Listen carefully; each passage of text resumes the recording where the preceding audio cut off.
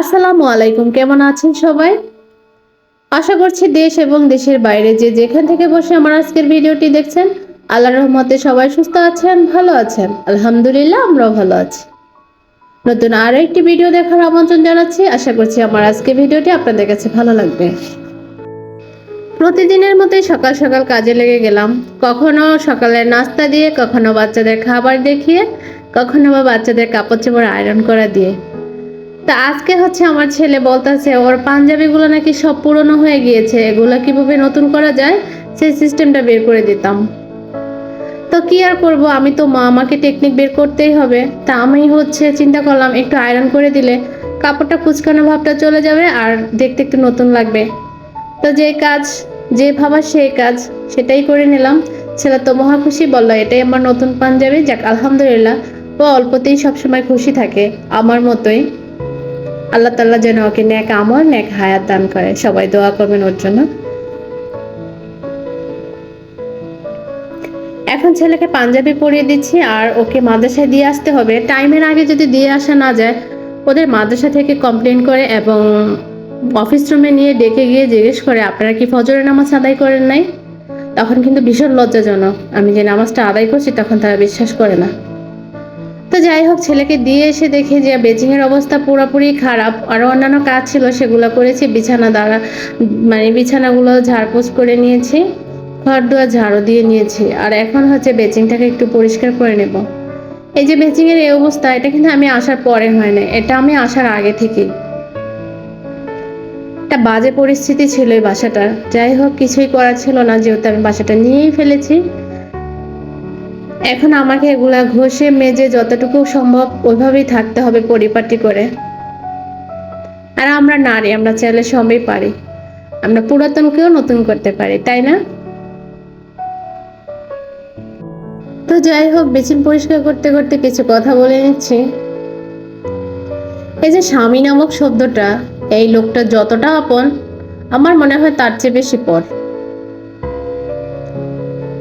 আমাদের সমাজে এমন এমন কিছু মানুষ আছে, দেখবেন এতটাই ভুক্তভোগী, এদেরকে দেখলে নিজের চোখকে বিশ্বাস করা যায় না। যে মানুষটা আমার মৃত্যুর আগ পর্যন্ত দায়িত্ব নেবে বলে ওয়াদা করে, সেই মানুষটার দায়িত্ব থেকে সরে যেতে চায়, তাহলে বলেন একটা মেয়ের অবস্থা কোথায় গিয়ে দাঁড়ায়? তার মাথার উপরে ছাদ চলে যায়, তার পায়ের নিচে থেকে মাটি চলে যায়। তাই এই মানুষটাকে কখনো খুব বেশি আপন ভাবাও যায় না, আবার পর ভেবেও দূরে সরে থাকা যায় না। যতক্ষণ ভালো আছে ততক্ষণ আমি আছি। হঠাৎ তার মনের মধ্যে কোনো রকম একটু ধুলোবালি লেগে গেলে আর কিছুই করার থাকে না। আপনি হাজারো পরিষ্কার করতে চাইলেও সেই ধুলোময়লা আর পরিষ্কার হওয়ার মতো না। সেটা আমার হাতে পরিষ্কার হবে না, হয়তো অন্য কারো হাতে হতে পারে। তা যাই হোক, আমি হচ্ছে কখনোই হাজব্যান্ডকে নিয়ে বাহাদুরি করে কথা বলি না যে আমার হাজব্যান্ড অনেক ভালো, সে ওটা সেটা, আমি এটা বলি না। আল্লাহ পাক যতটুকু রেখেছে আলহামদুলিল্লাহ। এই মুহূর্ত থেকে বলবো এখনো পর্যন্ত আলহামদুলিল্লাহ। জানি না ভবিষ্যতে কখনো কিরকম যাবে, বা ভবিষ্যতে কোনো ধরনের প্রবলেম হবে কিনা, বা ভবিষ্যতে কোনো সমস্যা হবে কিনা জানি না। তো যে এই পর্যন্ত আসতে পারছি, এটার জন্য আল্লাহর কাছে শুকর, আলহামদুলিল্লাহ। এই সংসারটা এত পরিপাটি, তারপরে হচ্ছে কোন জায়গায় কোনটা কিনতে হবে, এটা কিন্তু স্বামী কিনেনি, এটা আমি নিজে কিনেছি তার টাকা দিয়ে, খুব যত্ন করে। কখনো রাস্তায় দাঁড়ায় একটা ঝালমুড়ি খাওয়ার চিন্তা মাথায় আসেনি, একটা চিতই পিঠা কিনে খাওয়ার কথাও মাথায় আসেনি। তা আমি নিজে থেকে বলছি, কারো অভিজ্ঞতা থেকে বলছি না। ওই টাকা জমিয়ে জমিয়ে ঘরের আসবাবপত্র কিনা, যতটুকুই কিনতে পেরেছি, যতটুকুই আছে আলহামদুলিল্লাহ। কারো বেশির দিকে কখনোই চোখ যায় না। আমার যতটুকু আছে ওইটুকু নিয়ে আমি দিন শেষে খুব খুশি, খুব হ্যাপি। আমার ঘরের আশেপাশে এমন এমন জিনিস আছে যেগুলো খুব পুরনো হয়ে গেছে, মানুষের গুলো অনেক নতুন, ওখানে আমার চোখ যায় না। পুরনো জিনিসগুলোকে আমি খুব যত্ন করে নতুন করার চেষ্টা করি। বলতে বলতে অনেক কথাই বলে ফেলেছি। এখন হচ্ছে আমি ডিম ধুয়ে ফেলেছিলাম, আর এখন হচ্ছে এগুলো একটু ফ্রিজে রেখে দিচ্ছি।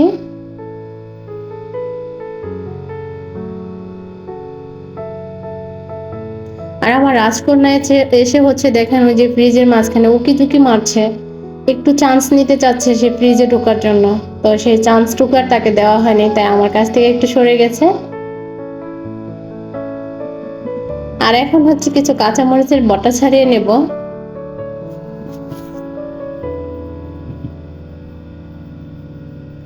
দেখেন কতগুলা কাঁচামরিচ, এখানে কয় টাকার কাঁচামরিচ জানেন? আগে হচ্ছে গনায় গনায় মনে হয় যে কটা কাঁচামরিচ 20 টাকা দিত, তাও 20 টাকার বিক্রি করতে চাইতো না। আর এখন 25 টাকার কাঁচামরিচ আলহামদুলিল্লাহ খুব ভালোই দিচ্ছে, মাশাল্লাহ। হয়তো এখন কাঁচামরিচের সিজন চলে আসছে, এর জন্য একটু বেশি দিছে। 1 বাটি হয়ে গেছে অলরেডি। আমাদের মেয়েদের জীবনটা অনেক অদ্ভুত, তাই না?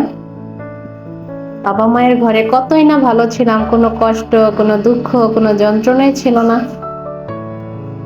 সংসার নামক জিনিসটাতে বন্দী হওয়ার পরে বুঝতে পারছি আসলে শূন্যতা কি, অভাব কি, শখ কি, এগুলো সবই বুঝতে পারছি। ধাক্কা কি জিনিস। হঠাৎ দেখবেন যে আপনি খুব ভালো সংসার করতেছেন, খুব ভালো কাজকর্ম, মানে সব দিক দিয়ে একদম ভালো, পারফেক্ট। হঠাৎ করে ঠাস করে কোনো না কোনো এক ঝামেলা হয়ে গেছে সংসারের মধ্যে। এর মধ্যে কিভাবে কেমনে হয়েছে আপনি নিজেও জানবেন না। এটাই নিয়ম। আমার মা বলে সংসারে বাবা ঝড় ঝাপটা আসবেই, এগুলা নিয়ে সংসার। আমিও আমার জীবনে অনেক ঝড় ঝাপটা সহ্য করছি, তোমরা কেন পারবা না? তোমাদেরও সহ্য করতে হবে।